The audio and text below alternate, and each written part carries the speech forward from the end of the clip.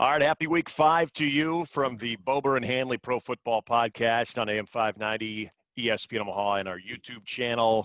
He's Chris Bober, the professional, and I'm Nick Handley, just the, I talk for a living. That's what I do. And we're getting into week 5 of the NFL, but we're going to be reacting to week 4 on today's podcast. And Bober, the first thing, well, first of all, congrats on the mustache. It is still intact. And you did shave underneath, so it actually looks like a mustache. I still feel like you were cheating a little bit, making it kind of like a blend of a goatee-type beard thing with the mustache still there. So now it's basically exactly what we hoped with that mustache.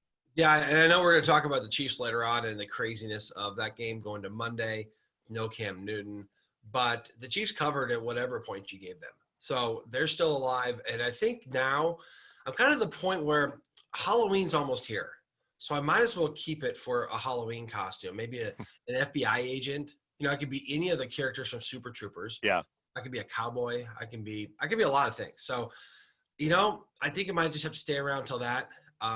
My wife might not be very happy about it, but you know, it's fate. You know, I mean, I tried my hardest to take the 2 games where I didn't think the Chiefs were going to win or cover, and they did. So I think that's a sign that I got to keep it.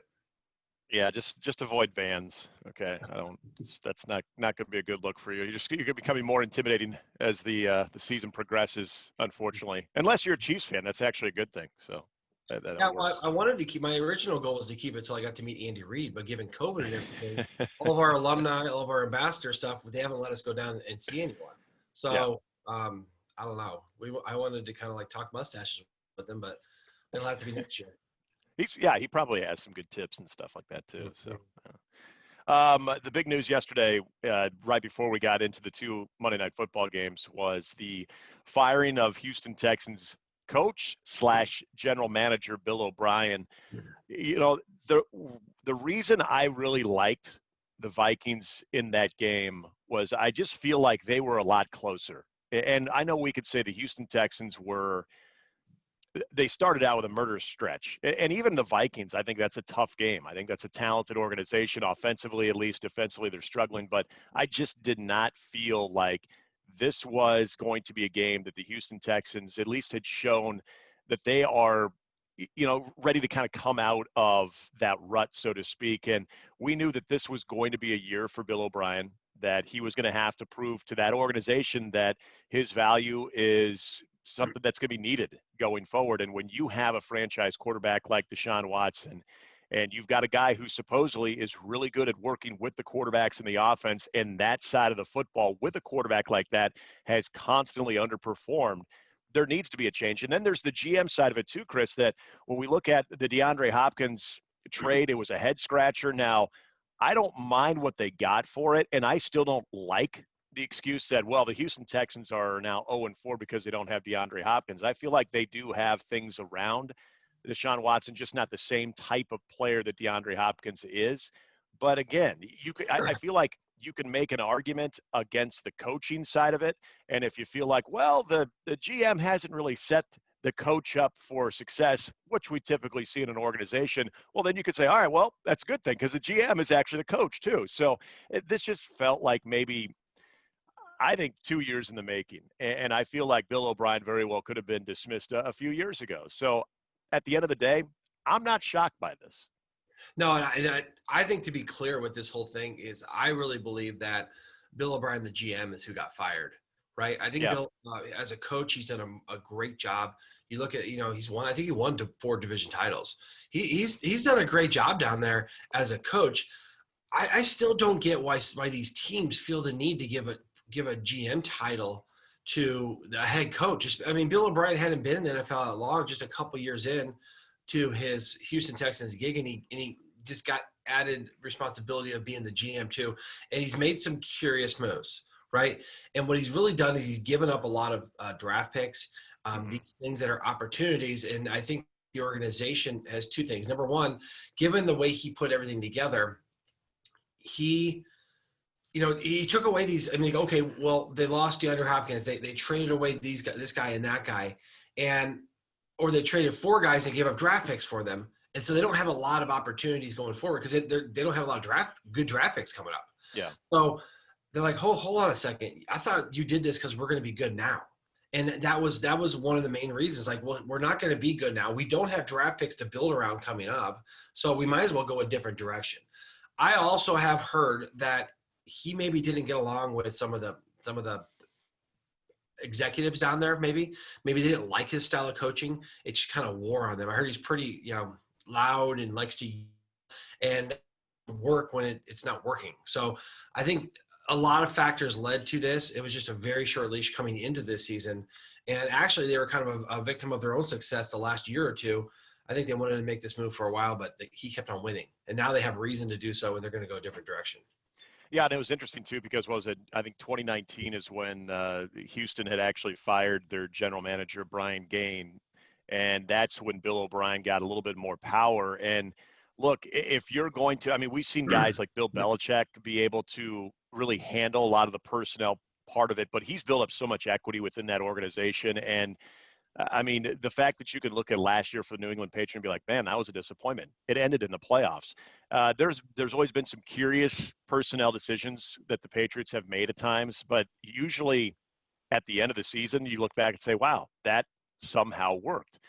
You can't say that about the Houston Texans. And so I don't want to put his 6-year tenure as a head coach completely on blast because of just the general manager, because he only had it for a short time. But you're right about what we have seen in the NFL. And you, again, could speak more on this than I can. If you lose that draft capital and you're trying to build around a young, talented quarterback like Deshaun Watson, I would think at the very least when you're building, you also try to value the things you have around him. And I think it's plain and simple that DeAndre Hopkins was very valuable to Deshaun Watson. The other thing is, remember the identity of this organization had always been its defense led by J.J. Watt. That side of the football just has not been the same. And so there's a lot of different things that I'm with you. I think it's more of the GM part of it because we're not talking about a Houston Texans team that's, been at the bottom of the division almost every year. We're talking about a Houston Texans team that is a perennial playoff contender. They've never made that extra step, and they thought they were last year when they had that big lead. And then don't forget about some of the in-game decisions in that game alone, but in other games too. It's like the fake. Once that fake punt happened, yeah, it was absolutely ridiculous to pull that out. After that, it has never been positive for them. No, and it's like he hasn't recovered from it.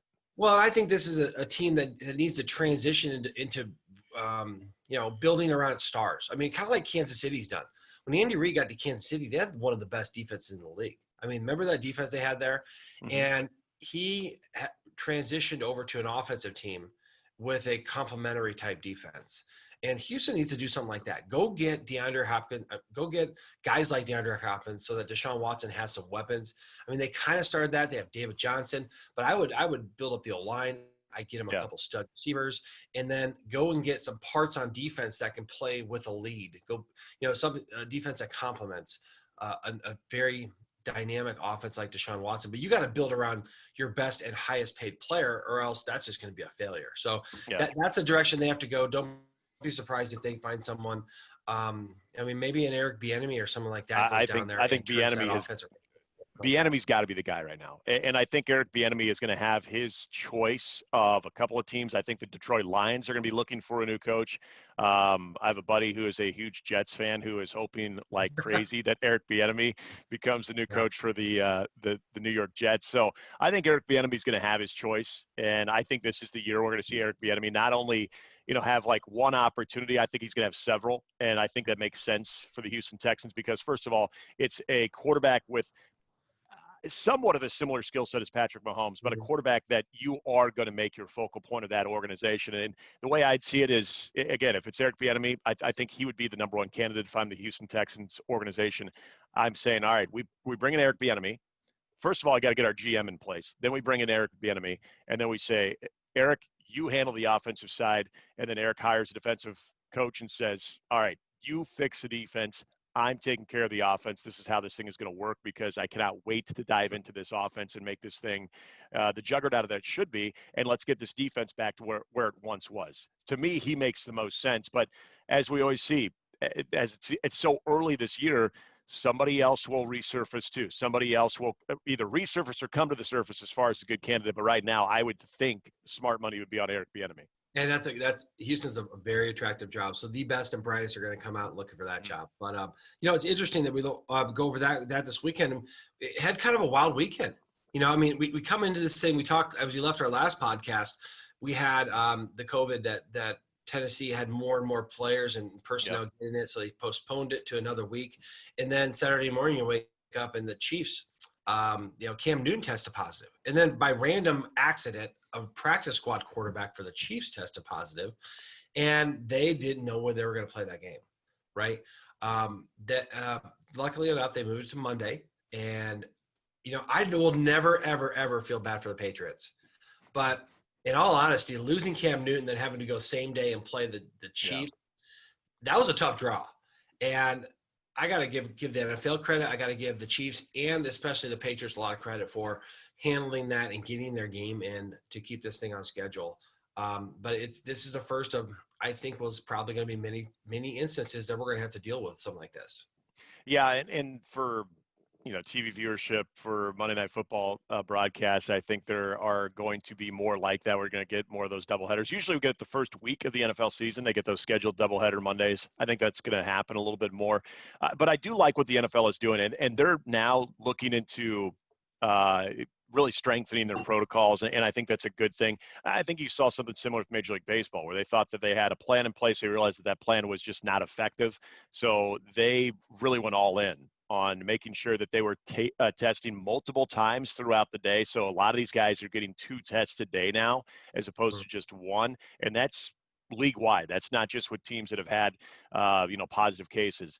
As far as the competition, yeah, I'm with you. I think the way they were able to sort of pivot and be able to put themselves in a position to play the game on Monday so they didn't have to kick that can too far down the road, just like what we saw with the Steelers and the Titans.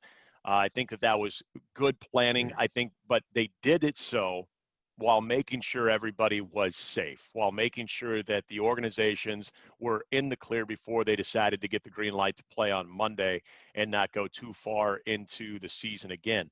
The other part about this is when you talked about Cam Newton, I'm with you. You're playing the best team in the NFL. You're doing so without your star quarterback, who, let's face it, Cam Newton has been one of the real bright spots early on in this season. He's played very good. He's played almost at a Pro Bowl level. So if you look at Cam Newton, his absence in that matchup, it's huge.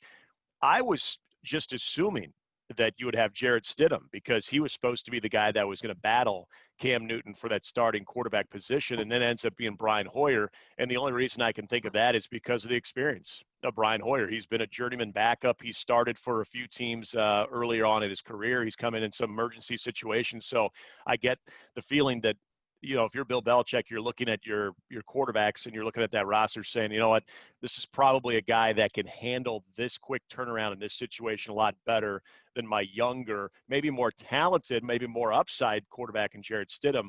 You probably had to go with the veteran. Unfortunately, it looked a lot different than what it would have with Cam Newton.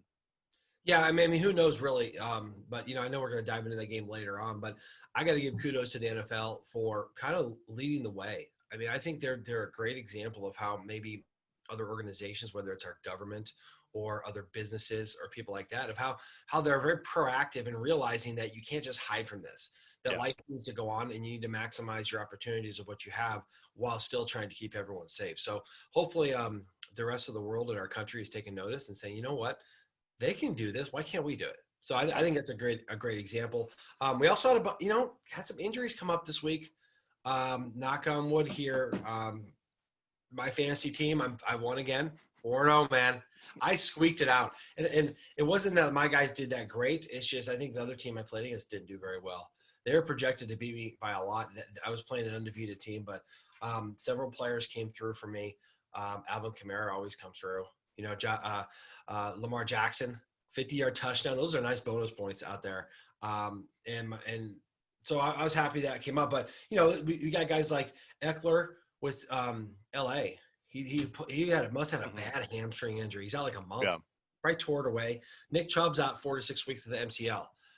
Thank God they have Kareem Hunt out there. Sam Darnold hurt his shoulder, and he came back in that game, but that's a lot of adrenaline. That could affect them later. Thank goodness for them. It was a Thursday game. He has an extra weekend to heal. O.J. Howard Achilles. He's out for the year. He just had a touchdown too. Mm-hmm. Tom Brady's getting these weapons, and they're leaving. Devontae Adams, I don't think played last night. Sony Michel didn't play, and then of course Josh Allen in Buffalo, same thing. He goes out for a little bit with a shoulder, non-throwing shoulder, so that's a little bit better. But he came back in the game and played too. But we'll see how the adrenaline once it settles down and that swelling in there. We'll see how those things go. Boy, the Packers dodged a bullet last night because right before halftime, Aaron Rodgers, or actually was it right before? I'm sorry, it was late in the fourth quarter. He kind of overextended his leg as he was scrambling. It kind of buckles, and you're thinking, oh my gosh, how many times have you seen that either be an ACL, an MCL, even something with the ankle? It looked like it kind of stiffened up his ankle a little bit, but my gosh, when you saw that in slow motion, that looks so awkward. I'm thinking he is in trouble, but seemed to be okay. But yeah, the big one was O.J. Howard. And from a fantasy football standpoint, and I've had this guy, I had to move him to my bench for the last 2 weeks now, is Rob Gronkowski. That's going to be big for Rob Gronkowski with O.J. Howard going down with the Achilles because, look, Gronkowski just really hasn't been utilized in this offense. And you know that there is a chemistry, there is a trust with Tom Brady and Rob Gronkowski. And so I'm curious to see if that will now kind of up his fantasy value, but more than anything, that's going to up his value with that offense. Because as you mentioned, even with this offense seemingly clicking, and it is, and they've got, I think, a very good defense that doesn't get enough credit over there in Tampa Bay. Yeah, Godwin's been out. Now you lose O.J. Howard, who really so far has been the tight end. I mean, Rob Gronkowski's come in to kind of spell him, so it's going to put more on his plate. How is that going to make this offense look different? And, oh, yeah, they've got a shorter week as they play Chicago on Thursday night. So that's going to be an interesting to watch just to see how this offense was in rhythm if this takes it out. And also, we saw Mike Evans get banged up in the first half. He did come back, but he was banged up a little bit too. So with that short turnaround, and Chris, you know this better than anybody, when you see guys come back in the game, you're thinking, okay, yeah, you're fine. They'll be fine because they finished the game. It's when you get back to the facility on Monday or Tuesday, you go through physio, and you're like, wait, we play on Thursday? Yeah. This might be tricky. They do play Thursday, but, to finish up before we start getting these games, I mean, how crazy is it in the fantasy? Well, the gambling world too, right? So you saw the line move for the Chiefs game, like 4 points. They took it off the board once they postponed it. Mm-hmm. If you got the Chiefs at 7, that's a great bet, right? Then they put it up to 11.5 once it came back on there. You saw that move. But the betting world's going to be crazy like that. What about the fantasy football? Like I got a notice from ESPN on our fantasy league that if certain players are down and this happens and this guy can go to IR, then this game's going to be it's very confusing. And we didn't have as much this week because only one game really got pushed. But the Chiefs have a ton of guys that are fantasy stars, and the Patriots with Cam Newton and some of theirs guys. What happens when we get 2, 3, 4 games postponed or canceled, and all of a sudden half your roster is in quarantine? I mean, that's going to be super. Of course, this isn't the real football part of it, but that's going to be interesting. I was very lucky that my guys were I had enough guys to cover, but there's one guy on our team on our league who's like, "What the heck am I going to do?" He's like 6 of his guys. He didn't even have no starters because. Well, think about the weekly fantasy or the daily fantasy where you do have your roster and you don't have this huge bench that you can kind of take from as well. I mean, I have not. I tried, I think 2 years ago, the weekly fantasy DFS and like the DraftKings FanDuel type stuff, and it was, it was fun. It was kind of cool, but like in that situation, I don't know what you do. I don't know what their rules are, and is everything just kind of null and void, and you get your money back and you go play next week, or do they let you redraft? I have no idea. Well, hopefully maybe on your show, or maybe we'll read someone who's going to have a strategy for this. But I'm just going to. I don't have time to sit there and look at that stuff. You know what I mean? There's life that goes on. So you're just trying to enjoy fantasy dominance. I get it. I want to just not mess it up. You know what I mean? Yeah. Nice. Oh boy. Well, I guess we could start cracking through some games here, and I'll start with the elephant in the room. I know you've probably been waiting to talk about this one too. Is that I'm going to tell you something that's going to just shock everyone. The Chicago Bears, they're elite, and what I mean by that, they're elite. They are the elite bottom tier team.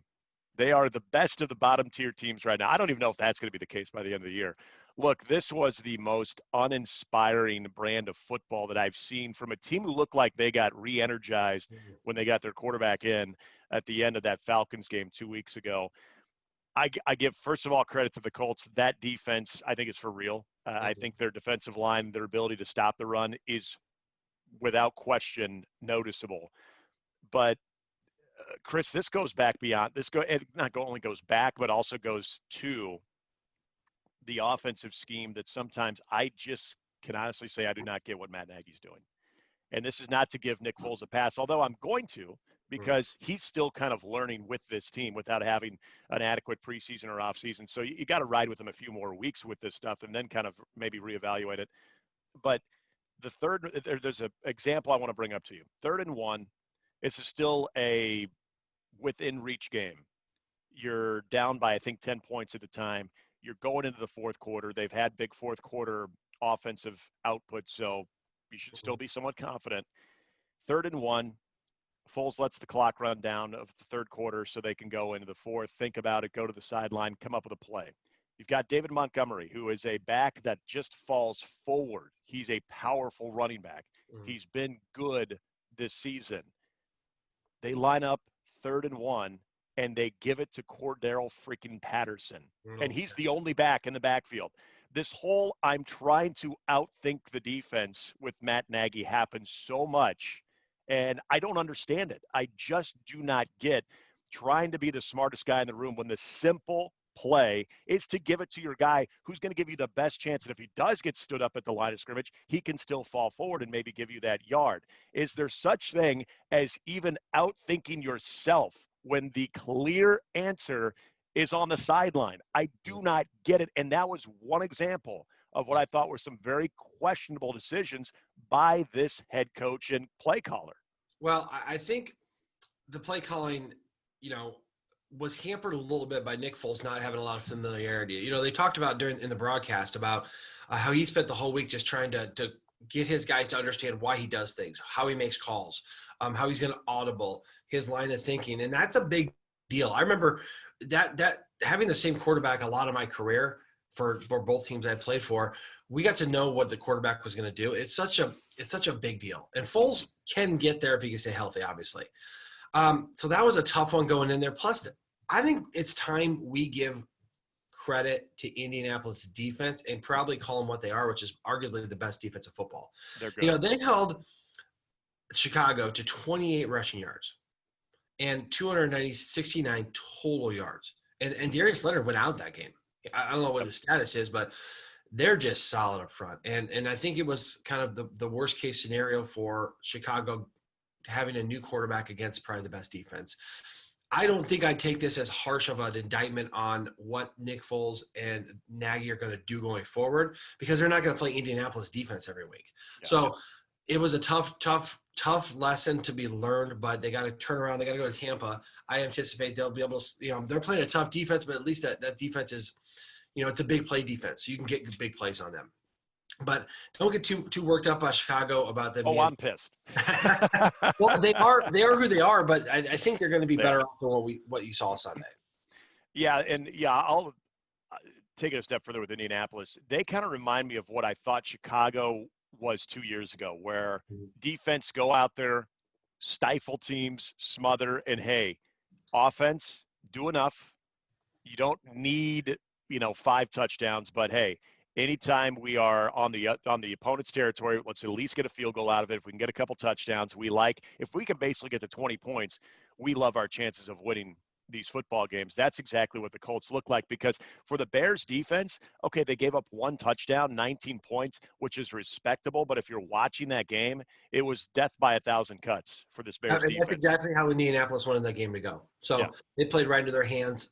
They have to be more efficient to give them a chance to win. Yeah, absolutely. Joey Burrow, the Bengals getting their first victory. And look, I don't know what their record's going to be. They beat Jacksonville 33-25.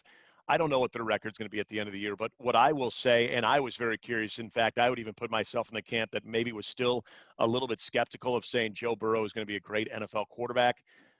He's continuing to look the part. And, I mean, what more can you say about a kid who, when he began his senior year at LSU, was barely on the draft board, was maybe a 5th or 6th at best, depending on where he fell. He had that great year. He goes number 1 overall. And then you're thinking, okay, that was 1 year, and he had so many weapons around him at LSU. They won a national championship. Now we're starting to realize there's a little bit more to Joe Burrow than just having this kind of catching lightning in a bottle type year. I've been so impressed, even in some of the losses that they've had. So that's what I take away from that game more than anything, is that Joe Burrow continues to play a pretty quality brand of football, and I don't know if it's being discussed enough. Well, and I think what helped him the most was having Joe Mixon back, right? Yeah. Mixon shows up and has 3 touchdowns, 151 yards, and that's an enormous security blanket for a quarterback, especially a young one. We'll temper this just a little bit because Jacksonville's defense is not very good. No, they're not good. Like I was disappointed. I didn't bet this. Obviously, we didn't pick this, but I would have leaned towards Jacksonville in this game, just thinking they have a bounce back. But other than DJ Chark, who's on my fantasy team, having 95 yards and 2 touchdowns, they got a bad defense. I mean, they're not very good on that side of the ball. Besides Miles Jack runs around a little bit, but holy cow, they're who we thought we were when the season started. We thought this is a team that's tanking, not going to do very good. That is Jacksonville. Cincinnati, quality win. Probably need to show this against better competition, but hey, go out there and win a game. They did a good job.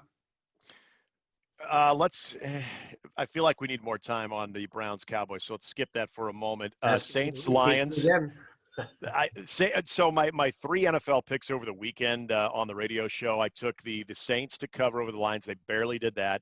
I took the Vikings plus the points. That was my underdog with us.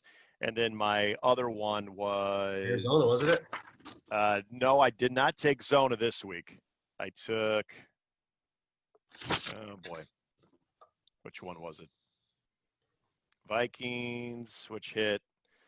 Saints, which hit. I think you only did 2 here. You might have done one on your radio show. Yeah, I did one. Well, anyway, the Saints one, watching that game, I'm thinking, oh my gosh, they're down 14-0. Not even reminding myself that it's still the Lions. I'm thinking, this Saints team is in trouble.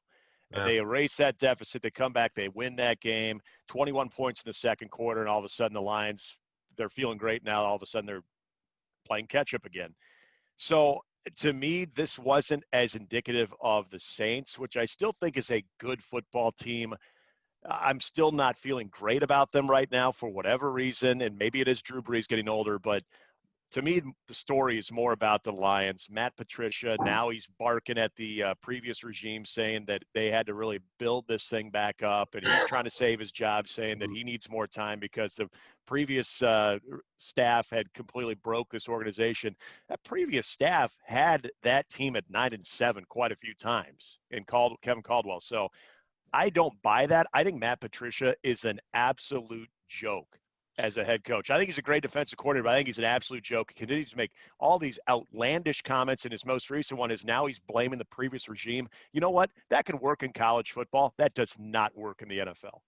Yeah, and in Detroit, let's remember, Drew Brees threw a bad interception early in that game that put that at 14-0, right? So they made a mistake, but the difference is when you have a quality team, quality coaching, great quarterback, is Brees just made a comeback. He just said, okay, you know what? I mean, he didn't have a great day. He had a solid day, though.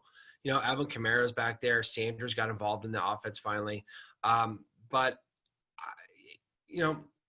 Detroit only had 36 yards rushing, right? And you have a lead, and you have this game where you're winning every game and you keep losing. I think that's more on the coach. That to me, Patricia's more of a guy who should be let go now because he's not doing his job as a coach than a guy like Bill O'Brien. Yeah, I mean? Totally agree. I mean, there's a guy who is showing that with all these things being put in place for him to win, he continues to fumble these. Whether it's his fault or not, it's really his responsibility. And that's in-game coaching that it's coming down to. So I don't know, Detroit, I don't know if they have many better options or what would happen, but there's no way this guy makes it through the end of the season because you can't just keep on losing these games when you have leads. That just hurts too much. I mean, if you're bad, you're bad, but they're not bad. They just lose games. So they had some good stuff. I mean, they did some good things. They just can't win games, and that I think that's what your coach and your quarterback is there to do, and he's not doing his job. I think he's lost the team. I think that might have even happened during the offseason, but I think every time he says something, it's either misconstrued or it is exactly what he meant it to be. And there's an arrogance with him. There's this, hey, you saw me as a defensive coordinator with the Patriots. Buddy, you're no longer the defensive coordinator of the New England Patriots. You're the head coach of the Detroit Lions, and you suck at it right now. So you cannot sit there and try to brag about things that you did 3 or 4 years ago. It's just – and that's going to lose a team right there. They're not going to respect that. So, yeah, that one was kind of weird. The Seahawks, Dolphins, Seahawks continue to look good offensively. The Dolphins hung in there. They tried to make it competitive, but all in all, it's Seattle going. And this was one I know we talked about last week. Seattle going on the road, having to basically make that cross-continental flight, if you will. That can be somewhat interesting. And I'm totally there with you. You get into Miami, the humidity and just the overall environment can be an adjustment, and not necessarily it's ripe for an upset, but you don't necessarily always play your best football if you're that team like Seattle, where you are a much better team than Miami. That can be a little bit of an equalizer, but I think Seattle, they handled it well. They went on the road and they won a game, and that's all you can really say about what Seattle continues to do, looking very impressive. And you know what? We talked about this. Their defense has not looked very good to start this season. That seems to be the one area where we're maybe a little reluctant to say they could be the best team in the NFL, maybe could battle Kansas City in the Super Bowl. I like the way their defense played in this one. I think they played better. Mind you, it was against the Dolphins. Well, they made plays at the end. Fitzmagic almost came back with the backdoor cover, which he's known for doing. But they did make a play, made a play at the end and helped them win the game. And they covered. We didn't mention this earlier, but we're talking about all these early games on Sunday. Almost all the early games are overs. I mean, some of them by like 30 and 26 points. Overs. The afternoon games, all of them were under the point spread. Yeah. So I don't know what that's about, but it's very interesting. Play at noon. The offense comes in bunches, apparently, I guess. Sleeping, man. Those guys like to stay out. Yeah, speaking of one, the Tampa Bay Buccaneers win 38-31 over the Chargers. Tampa Bay continues to find rhythm offensively. Their defense was a little more suspect to Justin Herbert, rookie quarterback. I think you and I both agree we kind of liked what we saw from Justin Herbert in his debut. But, I still think the Tampa Bay defense is better than what most people give it credit for because all the attention's on the offense. As we said earlier, my biggest question now going forward is how many weapons can Tom Brady lose in this offense before you're actually going to see it take its toll on him? Because I feel like that first week, it took them maybe a couple of quarters to really get in a rhythm than they did. And since then, even though they lost to the Saints, I think since then their offense has been in a rhythm. They like to use the tight end too. O.J. Howard was the go-to guy. Losing him for the entire year, I think, is going to be sort of interesting to watch because we assume that Rob Gronkowski is going to be Gronk of old. I don't know about that. So that's, to me, going to be the biggest takeaway. And for the Chargers, I like the way they're playing football right now. I don't think that this isn't necessarily a playoff team, but I think they're starting to gain a lot of confidence with the young rookie quarterback. Yeah, and they were my underdog of the week, and they covered by half a point if you got them at 7.5. Yeah. They had a chance in that game to – actually, you look at it, they were winning that game. Right, they came out and they were winning the game, and Tom Brady even talked about how he had to make a comeback, and he came back with 5 touchdowns. Does what Tom Brady does after his pick six. And at the end of the game, he actually had a chance. Or Herbert and the Chargers were driving. He threw a bad interception, but they were competitive in this game. Like they lost by 7, but the story's going to, that's what's going to go down in history. But they played pretty well. Now Tampa is covering themselves. They're doing a good job. They're progressing. They're getting better. They got to stay healthy. But one of their strong points is that defense. That's going to carry them, and that is definitely helping Tom Brady. He is not a guy to put the entire team on his back and have to score 40 points. The defense helps them out, and they got to do a little bit better job than they did against LA. But they're solid. Speaking of this NFC South, one of the things that came back here is Carolina beating Arizona. Yeah. 31-21. And I just don't know. I don't know if this is – I mean, I think we have to start talking about Teddy Bridgewater as being in a middle to top tier of a quarterback. He's playing great. He ran the ball for a touchdown, threw a couple touchdowns himself, 276 yards. Mike Davis ran for the ball. Robbie Anderson. I mean, neither of those guys are like number one guys, but they're getting production. And that defense, that young defense is coming along for Carolina against an Arizona team that Kyler Murray was held to 133 yards of passing. And he was their leading rusher. Hopkins only had 41 yards. I mean, they shut them down. I don't know. Maybe the Murray formula is being unlocked out there. But Carolina, who started at 0-2, is now 2-2. Matt Rule can coach, man. They got a good one out there. And that division, the AFC South, is going to be more competitive than we think now with Carolina coming into the mix. Well, and something that as I'm seeing that score and I get a chance to watch a lot of it is Matt Rule being a coach at Baylor.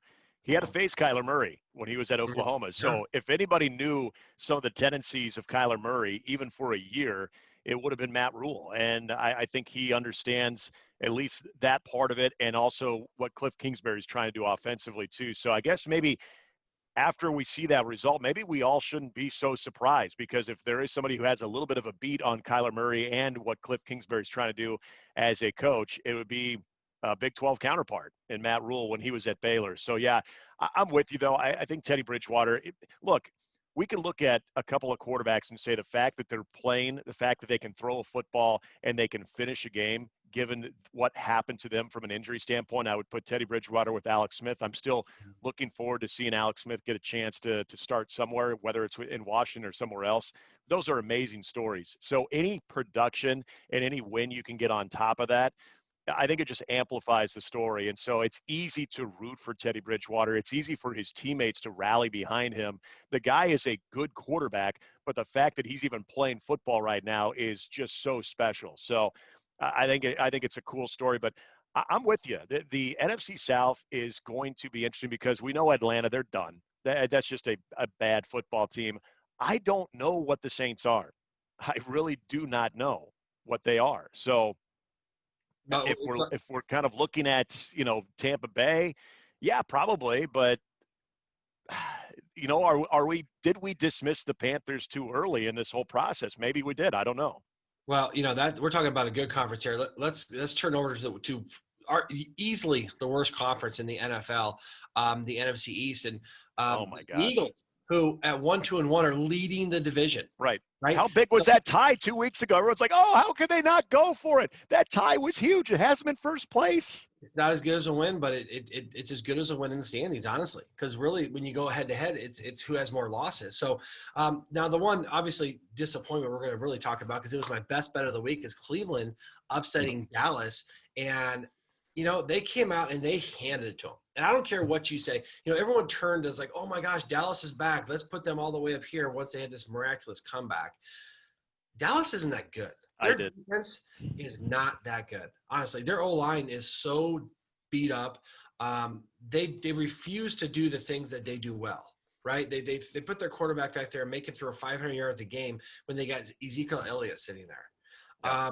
They can't tackle anyone or cover anyone on defense. And Cleveland came out and took it to them. Offense, defense, they took it to them. They rushed for 300 yards. 307 rushing yards in the NFL. I mean, that's what we used to do at UNO back there in that still run poster when we were just facing like these little guys at Augustana and places like that. That's what we did to those guys. But they did that in the NFL. That is amazing. And I think there's two parts to this. Cleveland, I believe, is trending in the right direction. They have a great coach. They are finally playing the football that they need to play. And Dallas, honestly, I mean, I think this is just honestly a reflection of McCarthy being there and not having time to get this team molded to his standards, right? And because he's a great coach too. I just didn't think he had enough time to get these guys going. And he's kind of losing control right now. Not necessarily his fault, but I mean, they are what they've always been. They thought it was Jason Garrett, right? We got to get Jason Garrett out of here. And all of a sudden it's the same product. It's even worse of a product with Mike McCarthy in there. Well, and I'm gonna maybe step off of Mike McCarthy a little bit and just say, well, first of all, because and this goes back to the conversation we were having about Matt Patricia, is the personnel is also your responsibility. But Mike McCarthy was brought in to get more out of this offense, to maximize Dak Prescott, and also to ultimately find out and report back to Jerry Jones if he feels Dak Prescott is the guy that needs to get the payday, or should they go a different direction. Dak is doing amazing. Dak threw for over 500 yards. Dak is putting up video game numbers on this offense. And I think for the most part, and you're right, the offensive line is not what it used to be. They're not running the ball consistently the way that they have when they've had some success. But the offensive numbers are there. Let's talk about their defense for a while, because Rod Marinelli, who was under fire last year because that defense underperformed, everybody thought, okay, you bring in Mike McCarthy, he's going to bring Mike Nolan. This defense, it does have some studs on that side of the football, so they just needed a scheme change, a personality change. Mike Nolan will be that guy. Holy cow, this defense is awful. Like you mentioned, running for over 300 yards, and it wasn't like one running back had like this just, Derrick Henry type afternoon. This was, again, death by 1,000 cuts. You had 3 running backs that were impactful. Kareem Hunt goes out in this game, yet you still have over 300 yards 309 yards on the ground from this offense. That is alarming. And when I'm with you, I think the Browns are trending in the right direction, but this is not an offense that you would say is going to flirt in the neighborhood of the 40s and even 50s most weeks. So that's indicative of this defensive side of the football, this staff. I think the offense has got to be frustrated right now for Dallas, because they are putting up points. They just cannot stop anybody. And you're right. At the end of the day, it goes to Mike McCarthy. But I think Mike Nolan and this scheme, they need a reboot. They need a reset. They need to figure out what the hell they're doing, because I think that side of the football, even with the offensive line not being as good as it once was, is still plenty good enough to win you football games. If you're scoring 30 to 40 points a game, you should not be losing football games. Yeah, and we got to jump off this because obviously we got to finish these games up before we got to actually do real work. But let's just remember this. They're always having to make comebacks because their offense isn't very good for the first 3 quarters of the game. True. Right? Yeah, that's fair. Definitely is not holding their part either. Early in the games, of all these games that I've watched, they're very inept. And it's really easy to throw 500 yards up when you're down by 3 touchdowns. I'm going to just point that out. A lot of false numbers out there. I mean, they're real numbers, but it's not like that 500 yards is scoring 4 or 5 touchdowns early. Those are all like trash time touchdowns. So that's fair. You got to play that in there just a little bit. Speaking of one of these, my Giants actually had a great defensive effort against the Rams, shut them down. But the offense didn't show up. They were driving at the end of the game, trying to win this. But that was a good football game, kind of boring if you like offense. But Giants came out here. You don't have to go into them too much. But the game that I thought was really good was Buffalo, right? Mm-hmm. Buffalo beat a good Vegas team. Josh Allen, man, again, had a great game. Ran out to the tunnel, got something done to his shoulder, ran back in, and finished that game. But, man, he did great. Stephon Diggs, thank God he's on my team, my fantasy team. Did really good. But you saw a Buffalo team that is as complete as I think we're seeing in the NFL, honestly. And you see the Chiefs and them going all over the place and doing these things. But, Buffalo can score. They can run the ball. And they can play some defense, man. They're blue collar, man. They're totally blue collar. They really are. If they can stay healthy, man, I got to say that. Derek Carr goes out and plays this game. I still think he's a little off. He's got numbers, but there's just something about he can't convert in the red zone. He can't convert third downs. I don't know. I'm not quite sold on him just yet. And I'm not. I was for 1 year, and that was like 4 years ago. So yeah. I don't know. The Eagles do pull it off, and maybe the highlight of the actual game was seeing them actually elevate somebody from the practice squad, because their wide receivers are just absolutely in shambles right now. And so you look at Fulgham, who comes off the practice squad. He gets the big touchdown. Fulgham. Wow. Again, let's remember this. Pick him up on your fantasy football team. The Eagles are now leading the division with their first win in week 4. They're leading the division. Niners, look at a team that did so well with replacement parts last week against the Giants, and they come out and Mullins did so bad. He threw that pick 6, and then they threw the third quarterback in there. Yeah. Now they did get Kittle. Beathard. You think Kittle comes back and has 183 yards? They're doing a good job, but not great. Now. I thought the New England-Kansas City game last night, history tells us that it was exactly what every other game they've been. Patrick Mahomes has only scored less than a touchdown or less in 3 games, and they're all against New England. in the first half of games. They did the exact same thing last night. And here's what's scary about Kansas City is they can only score 6 points in the first half and not panic. Mahomes doesn't need to get big plays. He doesn't force things. He's so smart. He just realizes that at some point they're better. They're going to win. Well, yeah, he lets the game come to him at any point. And that's amazing. And it might not necessarily reflect the numbers. Like he didn't have 500 yards passing, but they're 4-0 against a good team. And I think we got to be prepared to say New England is one of the better teams in the AFC too. And Bill Belichick, you knew he would scheme something up good against Kansas City, and I think for the most part it was effective. The problem is you play 4 quarters. I mean, if it's a 2-quarter game, then yeah, you love exactly what New England's able to do. I would have absolutely loved to see Cam Newton. I'm not saying that the Patriots win by any stretch, but I do like what Bill Belichick and the defense showed. And I'm with you. I think that this defense and New England overall, when they are healthy, when they have Cam Newton, I think they are going to be a legitimate threat in the AFC. One team I can tell you who's not a legitimate threat, and I will be surprised if he survives this week, is Dan Quinn of the Atlanta Falcons, as the Falcons fell again. They did keep it somewhat competitive at times, but that's not been the issue with the Atlanta Falcons, is being able to finish games.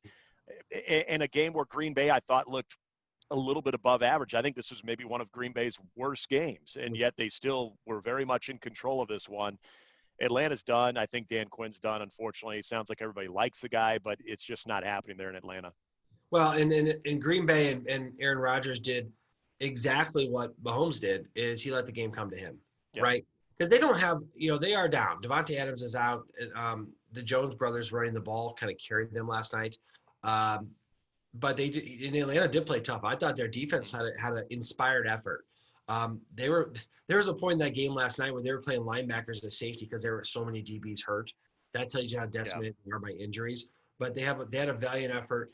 So they play hard for Quinn. It's just they're just not getting it done. But Green Bay, they're right up there with Kansas City. They're complete. Their defense is very complimentary of a very fast-paced, score at will if you need, or run the ball offense. They're very well coached.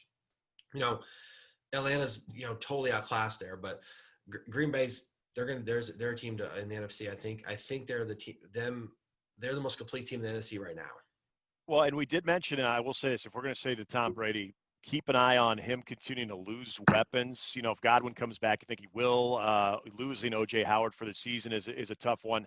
For Aaron Rodgers, that Allen Lazard injury that just kind of crept up last week, a core injury that sounds like he could be out for the entire year. If Devontae Adams just cannot get right, and you all of a sudden do not have Allen Lazard, that's another thing. Again, they were able to work without those guys against a really bad Atlanta team, but going up against some of the NFC elites, if he continues to lose weapons like that, how that could really hinder Aaron Rodgers, because we saw in the last couple of years when he's not had his best years, going back to like 2018, everybody pointed to the lack of weapons. I think he's got some guys now, but losing some of those guys, not having them healthy. Aaron Jones is a big complementary piece at the running back position, but if you start losing those receivers, let's see how that impacts this offense in Green Bay. Yeah, I love how a guy like him, he kind of reminds me of Peyton Manning, where he makes guys around him so much better. Yeah. And that's what he's doing. He's taking a leadership role. He's having a kind of a rejuvenating kind of year. So they'll be fun to watch all year. Yeah, no question. Thursday night football, Bears and the Bucks. Can the Bears figure things out? And we'll come back Thursday. We'll spend some extra time on that one, because that one, I mean, on paper, at least it's a better matchup than the last 2 weekends. Yeah, it's not fascinating because the Bears should be a little bit outclassed in this game. However, it's our first real chance to get to see Tom Brady kind of in form against a team, and the Bears could bounce back too. They got some weapons over there too. They're capable defensively. Let's finally see it. That's what I want to see. Good stuff. Good stuff. All right, man. All right. This has been awesome. Have a good one, my man. I'll talk to you in a couple of days. It looks good. I think it's gonna stay for a while. I'm not betting anymore. I'm not betting anymore. It's staying around. We're gonna roll with it, okay? Until Halloween at least. It's gonna be pretty thick for No Shave November. Well, I'm gonna have to get it off and then just. Oh, that's true. Okay, that's right. You got to go blank canvas and start it back over. Okay, well, that's fair. Yeah, for what? Just something to do. So it'll be fun. All right, man. Have a good one. See you in a couple days. You too.